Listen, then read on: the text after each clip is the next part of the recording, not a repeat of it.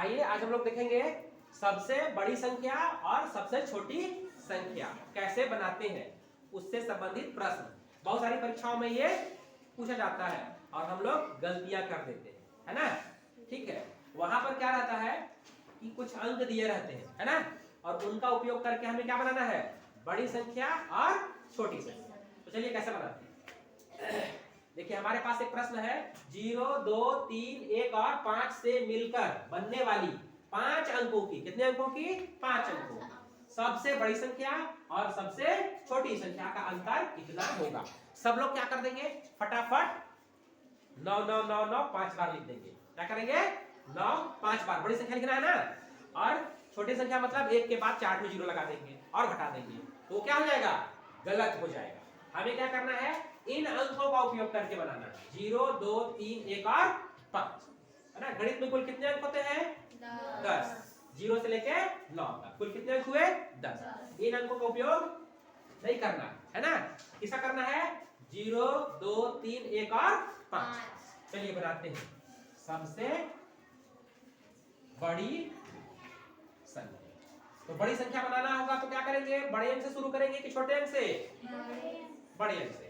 सबसे बड़ा कौन, 5, उसके बाद 5 हो गया, उसके बाद 3, उसके बाद 2, उसके बाद 1 और सबसे अंत में 0। ठीक है, उसके बाद सबसे छोटी संख्या।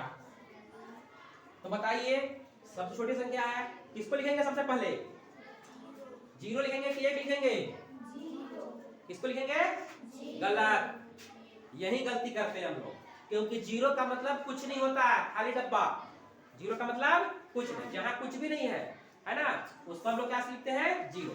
और 0 लिखेंगे ना तो इसका मतलब कुछ नहीं होगा। तो 0 से शुरुआत नहीं करेंगे हम लोग, कहां से शुरू करेंगे, 1 से करेंगे।